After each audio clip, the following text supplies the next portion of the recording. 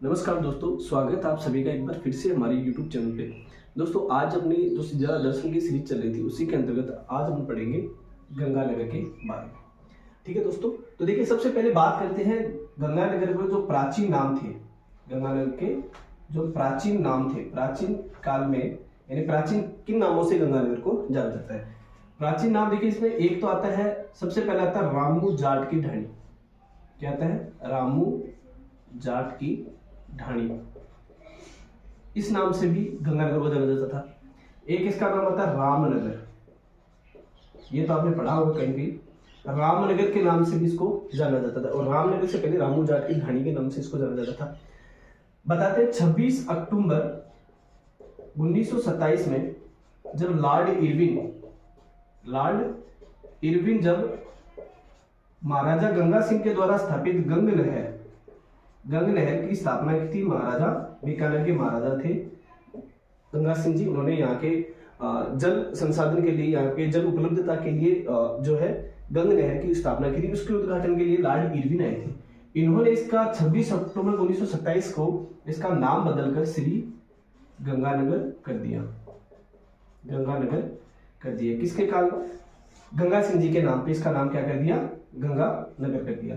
और इस नहर से हनुमानगढ़, गंगानगर और बीकानेर में जल आपूर्ति होती है। ठीक है, इसके साथ ही देखिए इसके उपनामों के बारे में भी अपन जानते हैं कि इसके वर्तमान काल में इसके उपनामों, क्या क्या उपनामों के नाम से इसको जाना जाता है, यानी गंगानगर के उपनाम।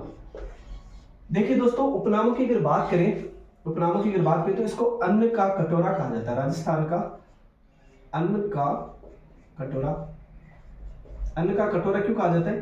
क्योंकि राजस्थान में सर्वाधिक जो गेहूं का उत्पादन है वह गंगानगर में होता है। गेहूं का उत्पादन कहां पे होता है? गंगानगर में। इसके अलावा इसको राजस्थान का अन्नागार भी कहा जाता है। इसके अलावा इसके साथ ही इसको बागानों का शहर भी कहा जाता है।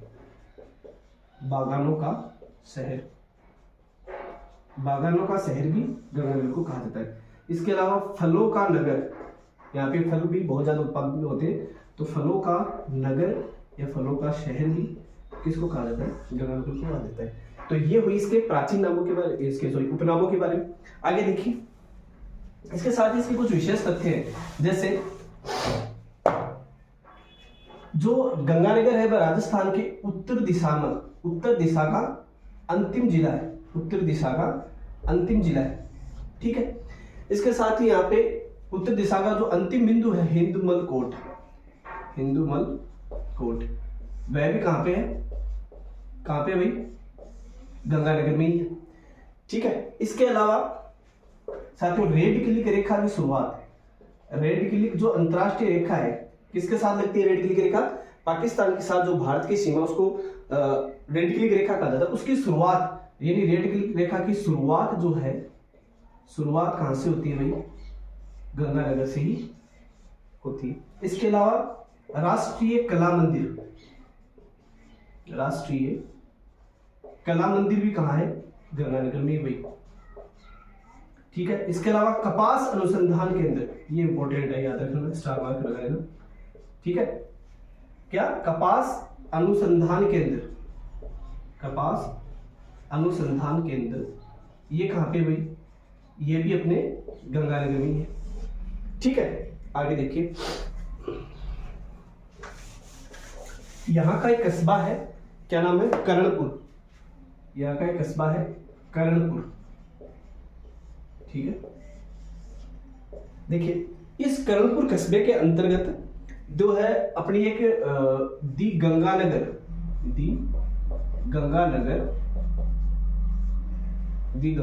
शुगर मिल की स्थापना हुई थी, और ये वर्तमान में श्री कर्णपुर कस्बे के अंतर्गत है। ठीक है, और कर्णपुर में भी एक कस्बा है कमीनपुर। क्या नाम है कस्बे का? कमीनपुर। तो ये याद रखना, ये भी पूछा गया एग्जामों में कि कौन से दी गंगानगर शुगर मिल कहाँ पे है, तो कमीनपुर कौन से कस्बे में, कहाँ पे? कमीनपुर में, श्री कर्णपुर के अंदर कमीनपुर कस्बे के अंतर्गत है। ठीक है, इसकी स्थापना हुई थी 1937 के अंतर्गत। कब हुई थी? 1937 में इसकी स्थापना हुई थी। इसके साथ ही ये राजस्थान की दूसरी शुगर मिल है। राजस्थान की दूसरी शुगर मिल। कौन सी शुगर मिल है? दूसरी शुगर मिल है। पहली कौन सी है ये आप कमेंट बॉक्स में कमेंट करके जरूर बता दो। दूसरी शुगर मिल है। इसको 1956 में सरकार द्वारा सार्वजनिक क्षेत्र में इसको ले लिया गया था। सार्वजनिक क्षेत्र में कब? सार्वजनिक क्षेत्र में अधिग्रहण कर लिया था इसका। कब किया था? 1956 में। वर्तमान काल में यही एक राजस्थान में जिसे चुकंदर से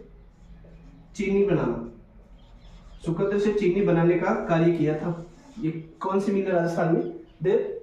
गंगानगर शुगर मिल। ठीक है। इसके साथ ही साथियों आगे बढ़ते हैं। देखिए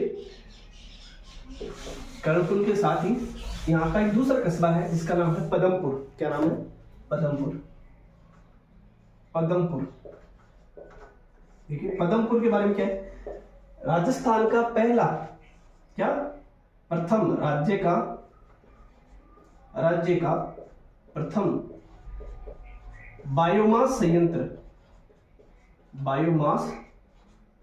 संयंत्र ये कहां पे स्थापित हुआ था भाई? यहीं पे स्थापित हुआ। कहां पे? पदमपुर के अंतर्गत। दूसरा राज्य का प्रथम वाटर मैनेजमेंट पार्क ये कहां बना था? ये भी यहीं बना था। कहां पे? पदमपुर के अंतर्गत। इसके अलावा एक और कस्बा है गंगानगर का जिसका नाम है क्या? सूरतगढ़। ये तो आपने सुना होगा, सूरतगढ़ कस्बा। देखिए सूरतगढ़ कस्बे के अंतर्गत एक राजस्थान का या यूं कहें कि राज्य का प्रथम सुपर थर्मल पावर प्लांट 1999 में इसकी स्थापना हुई थी। कब स्थापना हुई थी? 1999 में। राज्य का प्रथम जो सुपर थर्मल पावर प्लांट है कहां पे भाई? सूरतगढ़ के अंदर है। और रूस के सहयोग से इसको बनाया गया था। किसके सहयोग से? कौन से देश के सहयोग से? रूस के। इसको राज्य का आधुनिक तीर्थ स्थल भी कहा जाता है। क्या कहा जाता है इसको? आधुनिक तीर्थ स्थल भी कहा जाता है। और ये सुपर थर्मल पावर प्लांट था। प्रथम थर्मल पावर नहीं, सुपर थर्मल पावर प्लांट था। वर्तमान के राजस्थान में सर्वाधिक क्षमता जो है, यानी क्षमता की दृष्टिकोण से बात करें कि थर्मल पावर प्लांट में सर्वाधिक क्षमता कौन से प्लांट की है? उत्पादन तो छपड़ा करता है, लेकिन वर्तमान में 2840 मेगावाट ये इसकी क्षमता है। उत्पादन इतना नहीं होता इसके अंदर। 2840 मेगावाट इसकी क्षमता है। ठीक है। इसके अलावा यहाँ पे सूरतगढ़ कृषि फॉर्म जो एशिया का पूरे एशिया महाद्वीप का सबसे बड़ा कृषि फार्म है। कृषि फार्म की स्थापना कहां पे हुई थी? कृषि फार्म की स्थापना कहां पे हुई थी भाई? अपने सूरतगढ़ में हुई थी। एशिया का सबसे बड़ा है। और इसकी स्थापना कब हुई थी?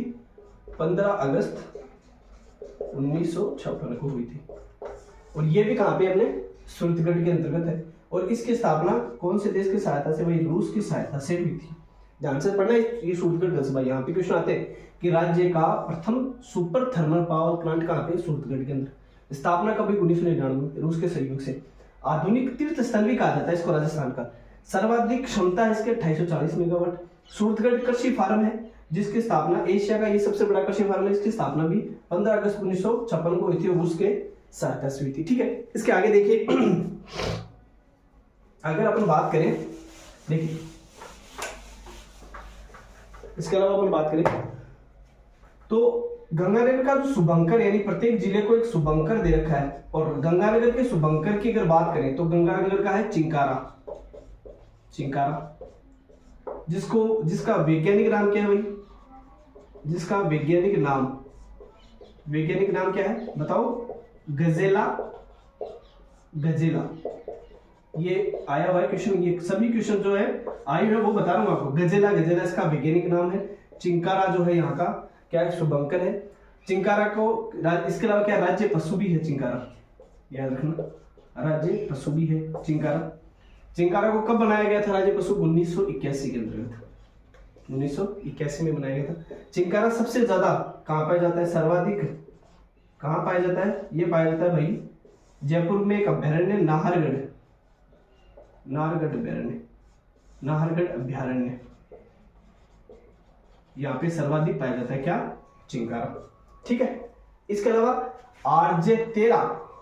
RJ13 जो नंबर है भाई किसके लिए आता है भाई? गंगानगर के लिए आता है। ठीक है, इसके आगे देखिए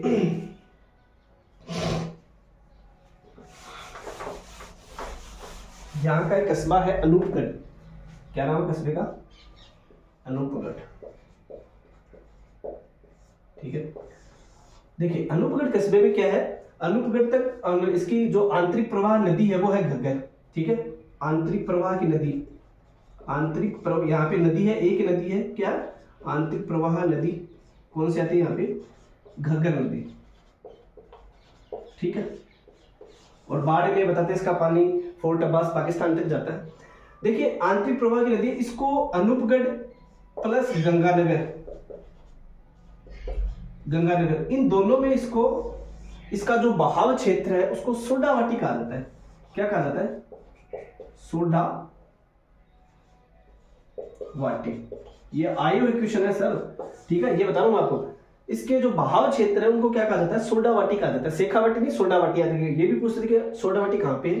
गंगानगर और सूरतगढ़, सॉरी अनूपगढ़ का जो घग्गर का जो बहाव क्षेत्र उसको क्या कहा जाता है? सोडावाटी कहा जाता है। इसी घग्गर के बहाव क्षेत्र को नाड़ी, नाड़ी कहाँ पे? नाड़ी कहा जाता है। कहाँ पे? हनुमानगढ़ में।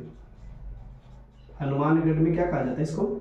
नाड़ी कहा जाता है। ठीक है, और राजस्थान में भी क्या कहा जाता है घग्गर के क्षेत्र को? राजस्थान में भी क्या कहा जाता है? राजस्थान में भाई नाड़ी ही कहा जाता है। ठीक है, बस बात आती है क्या? अनूपगढ़ और गंगानगर, यहाँ पे क्या कहा जाता है? सोडावाटी कहा जाता है। इसके साथ ही देखिए यहाँ पे एक अनूपगढ़ में एक अनोखी चीज और है, यहाँ पे लैला मजनू का मंदिर है। लैला मजनू, लैला मजनू की प्रेम कहानियां तो सुनी होगी आपने। लैला मजनू इनका मंदिर है। कहाँ पे है इनका मंदिर? अनूपगढ़ में। अनूपगढ़, या ऑप्शन में अनूपगढ़ नहीं हो तो गंगानगर। ठीक है, अनूपगढ़ या गंगानगर। ठीक है साथियों, इसके साथ ही देखिए यहाँ पे जो गंगानगर में नहर है, देखिए यहाँ पे दो मुख्य नहरें हैं। कौन सी? एक तो मैंने आपको बताई थी गंग नहर, गंग नहर। ठीक है, इसके अलावा दूसरी आती है, ये तो पहली है, दूसरी है IGNP, इंदिरा गांधी नहर परियोजना। ठीक है, इन दोनों से ही यहाँ पे जलापूर्ति का कार्य होता है, जलापूर्ति कार्य होता है। इसके अलावा अगर ये क्वेश्चन है कि गंग नहर से सर्वाधिक सिंचित क्षेत्र कौन सा, सर्वाधिक किस जिले को लाभ मिलता है, तो सर्वाधिक लाभ मिलता है किसको भाई? गंगानगर को। ठीक है, इसके साथ ही आगे देखिए उद्योगों की अगर यहाँ पे बात करें तो किसके? उद्योगों की, उद्योग के यहाँ पे प्रमुख उद्योग कौन से? तो देखिए गंगानगर में जो है चीनी उद्योग, चीनी उद्योग प्रमुख है, क्योंकि यहाँ पे गन्ने का उत्पादन होता है और राजस्थान में गन्ने का सर्वाधिक उत्पादन गंगानगर और बूंदी के अंतर्गत ही होता है। तो उद्योग कौन सा? चीनी उद्योग यहाँ पे प्रमुख है। जैसे मैंने अभी आपको बताया था कर्णपुर, गंगानगर शुगर मिल जिसकी स्थापना 1937 में थी, कर्णपुर तहसील में कमीनपुर कस्बे के अंदर। ठीक है, इसके साथ ही देखिए एग्रो पार्क, देखिए एग्रो पार्क, ये बहुत इंपॉर्टेंट क्वेश्चन लिख के लेना, आएगा ही आएगा बहुत बार एग्जाम। एग्रो पार्क, राजस्थान में कितनी एग्रो पार्क है भाई? 4 है, ये भी ध्यान रखना। कितने हैं? 4। पहला कहाँ पे है? पहला है कोटा, पहला कहाँ पे है? कोटा में। दूसरा कहाँ पे है? जोधपुर में, जोधपुर में दूसरा। तीसरा कहाँ पे है? तीसरा है गंगानगर में, जिसके अपन बात करें गंगानगर में। और चौथा कहाँ पे है? अलवर में। 4 एग्रो पार्क है राजस्थान में, 1 2 3 4। कोटा में पहला, दूसरा जोधपुर में, तीसरा गंगानगर में और चौथा अलवर के अंतर्गत। ठीक है, तो एग्रो पार्क ही है यहाँ पे। इसके साथ ही देखिए, हाँ इसके साथ ही देखिए एक क्वेश्चन आता है गंगानगर के बारे में कि कर्क रेखा से, कौन सी रेखा से? कर्क रेखा जो अपने बांसवाड़ा डूंगरपुर के मध्य से जाती है कि कर्क रेखा से सर्वाधिक दूर जिला कौन सा है? सर्वाधिक दूर स्थित जिला तो भाई कौन सा है? गंगानगर। कौन सा है? अपना गंगानगर। कर्क रेखा से सर्वाधिक दूर है। तो देखिए एक क्वेश्चन और बनता है यहाँ पे, वो भी आया हुआ एग्जाम में कि सूर्य की तिरछी किरणें सबसे ज्यादा कर्क रेखा से दूर है, तो सूर्य की सर्वाधिक तिरछी किरणें, सूर्य की सर्वाधिक तिरछी किरणें राजस्थान के कौन से जिले में पड़ती है? किरणें कौन से जिले में पड़ती है? भाई गंगानगर में पड़ती है। ठीक है, इसके अलावा राजस्थान में सर्वाधिक आंधियां कौन से जिले में चलती हैं? सर्वाधिक आंधियां तो भाई गंगानगर में चलती है। ये तीनों इंपॉर्टेंट है आयु एग्जाम के। कर्क रेखा से सर्वाधिक दूर जिला कौन सा है? गंगानगर है। सूर्य के सर्वाधिक तिरछी किरणें गंगानगर में। सर्वाधिक आंधियां कहां पे चलती है? गंगानगर के अंदर भी चलती है। ठीक है, इसके साथ देखिए